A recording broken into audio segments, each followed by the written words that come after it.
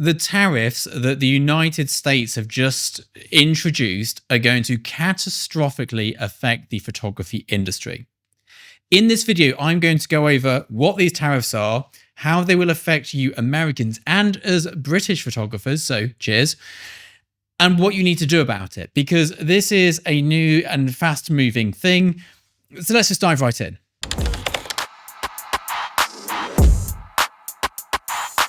Firstly, tariffs. Tariffs are nothing new. They've existed for many, many years.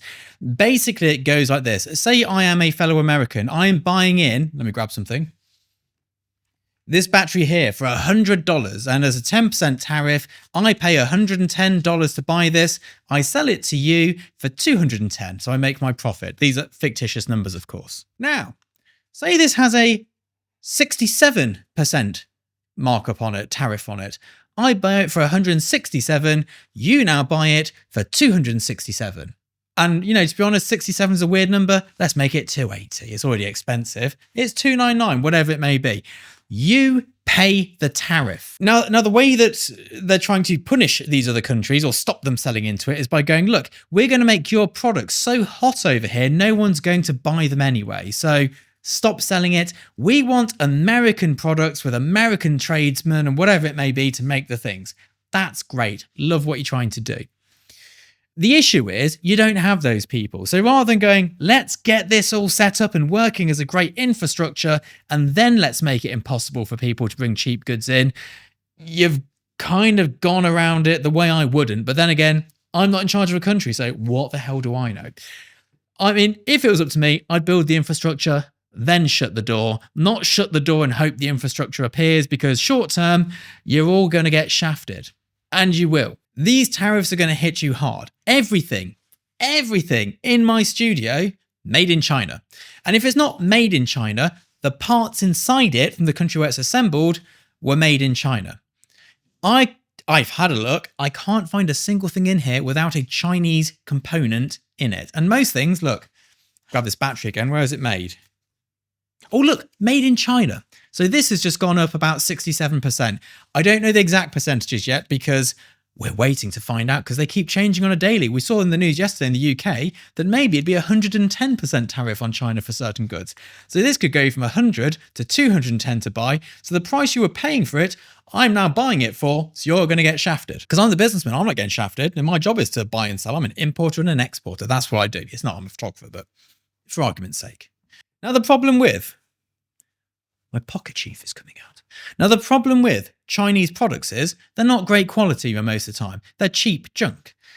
The benefit to them is they're cheap junk. They're cheap. They are affordable. I buy made in England things. Like this jacket is homemade. This is using Japanese selvage and a beautifully hand printed thing. This is handmade. Buying premium quality in Japanese selvage is kind of the best denim in the world, despite this kind of current thing. Ignore that. But this is expensive to make. This costs a lot more than something from Primark or Shein or whatever it is. They're cheap. Now, that's great if you have money to buy handmade clothing or if you have money to buy, I don't know, bronze colour lighting. But if you don't, if you've got $200 and that's it, you need to buy some lights or you need to buy a jacket, you're going to be getting Chinese made stuff. It's not as good. It's not made as well. The build quality is not as good. The human rights, sketchy. But you can afford it. And because of that, you buy it. It's not like if Chinese goods suddenly stop coming in, you're going to go, well, you know, I'll buy American now. You can't afford it. That's why you buy them. If you're buying Godox, the price of Godox going up is not going to go, well, those Swiss people make some banging lights. Let's go and buy a Scoro pack for $14,000. That's not how it's going to work in our industry. Of course, in different walks of the, what? Of course, in different parts of the industry, different parts of the world, this may be the way it works. It may be like, oh, do you know what? This Chinese stuff isn't that much cheaper. Let's just get the American stuff now. It could work like that, but it's not going to for us. So what are we going to do? How are we going to fix this problem that all of our camera gear is going to go up astronomically? Well, step one is you don't buy new gear anymore. You buy used gear. But the problem is used gear is going to go up because we live in a capitalist society. So I bought a brand new car before the Chinese chip shortage and I sold it secondhand for more than I paid for it brand new. And that's what's going to happen with cameras. So you can't do that. So maybe you're going to, I don't know, let's say pass the cost on to the client. Yeah, they ain't got the money though. They haven't got the money. And I know this because in the UK, we had a crisis of fuel and our electricity went from 200 to 2000 in the space of a month at one point. That's how much it went up. And did I pass that cost on? No. My clients couldn't afford it because their electricity had just gone up. We can't pass it on. We're going to eat it. And what's going to happen is everything we want in life is more expensive. Our overheads of running business are higher, which means our profit margins are lower, which means we're making less money to buy more expensive things to live. Our quality of life will decrease.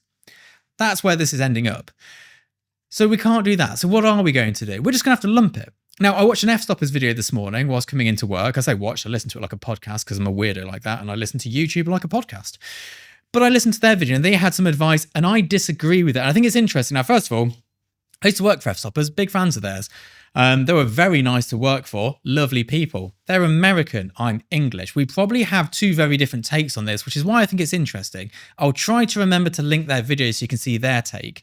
Now, one of their things they said was, if you've got kit that you need to buy it now, because it'll be cheaper now because people will be worrying about having all this stock left over and people not buying anything because the recession's coming. Buy it now. My advice would be, don't do that. Don't buy it now if you think a recession's coming. That is not what I would be doing. I think a recession's coming. I do believe a global recession is coming for many reasons. The photography thing, the Chinese thing, and also whatever horrific car finance collapse you guys have got going on over there, which looks like subprime mortgages version 2.0.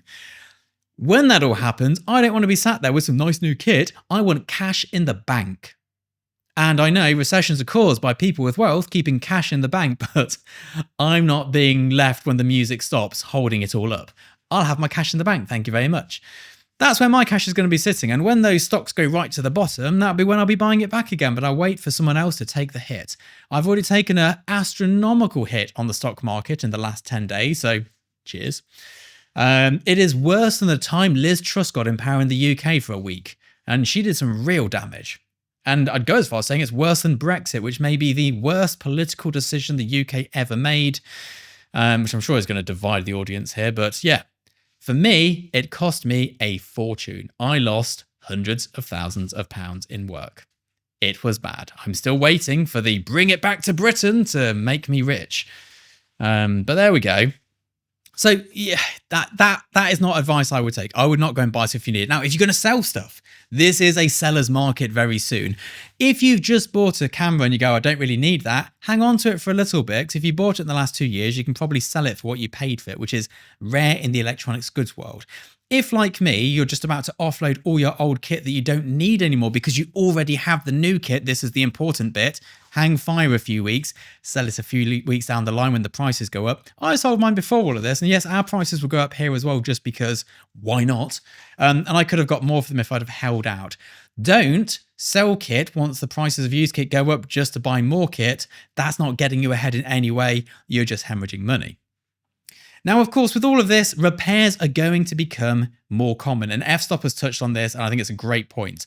With repairs, obviously the price of the actual components is going to go up, but for the years of having repairs on my kit, it's never been the components that have been the big cost. Like, I break a lens, it's a £900 repair. It's probably £100 in actual components. The rest is just labor, because it's labor intensive to fix a lens. So that is going to be good. And this I love. I'm very, very much up for this, because the more repairs we do, the less buy, the less landfill we have, the less waste we have, and we can all just live better lives. I'm a big fan of repairing.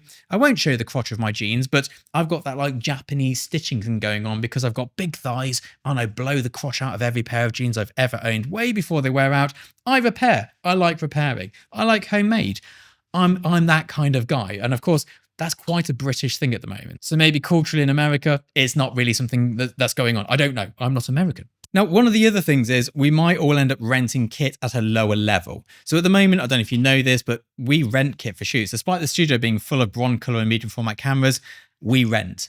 Every big shoot we do, because we need so much more kit than I would ever want to hold in stock for financial reasons, we rent it. In the UK, most top photographers rent their kit. Yeah, we all own a camera and a couple of lights to do test shoots and bits like that, but we rent everything else. And actually, the really big photographers, they might own personal cameras, but they don't work with their own cameras. We all rent. It's a renter's industry.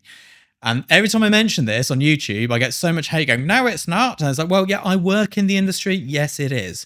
I also work as an agent, and the photographers I use, they don't turn up with their own cameras on set. They rent them. It makes financial sense. Now, of course, rental prices will go up because the cost of cameras will go up.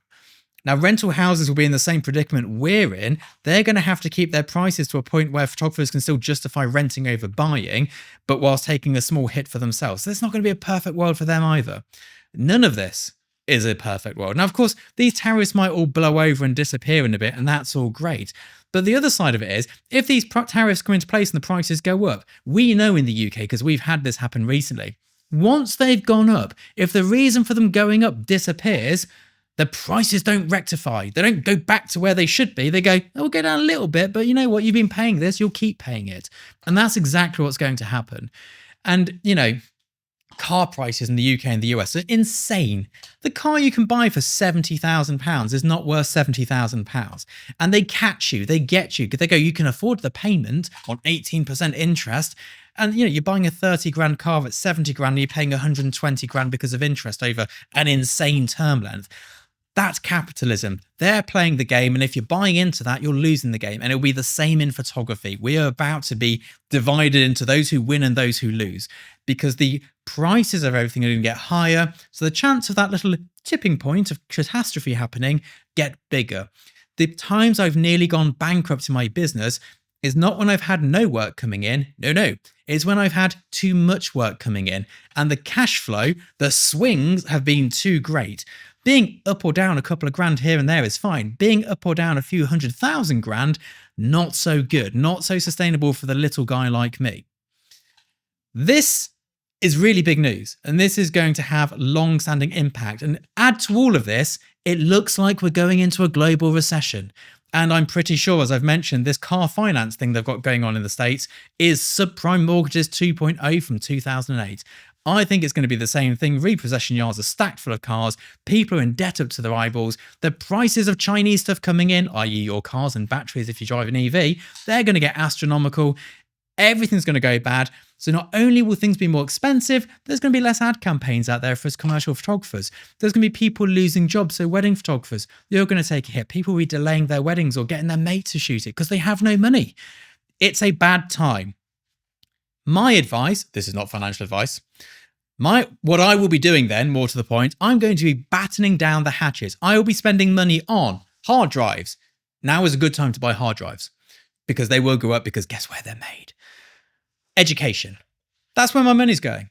Everything else, I am hunkering down and spending as little as humanly possible, because I think it's about to get pretty bad out there. And it's not like we're coming from a good starting point either. The industry's been on its knees for years, and the whole world's about to take a massive hit. They're my opinions. I might be wrong. I'm leaving the comments section open because I want to hear yours. And let me know where you're from in the world as well, because this is an English person's view on American politics.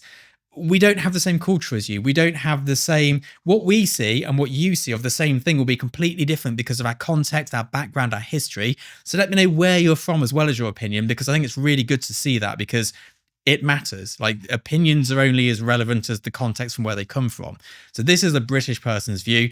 As far as we're concerned over here, it looks like you're doing Liz Truss meets Boris Johnson, Brexit and financial disaster all at once. Maybe you're seeing something different. If it was me, if I was in charge of America, I would have done some tax breaks and some great incentives to build internal industry and economics up to a point where we could shut the door. You know, I mean, the hope is that you're going to hurt China by people going, well, you know, American stuff's nearly as expensive. We'll just buy American stuff anyway. But of course, it's so expensive. The reason you're buying Chinese stuff is because it's so cheap and you can afford it. How's it going to pan out? I don't know. I am in no way a specialist in global economics. It's fascinating. Doesn't feel like it's going well, but let's see how it plays out.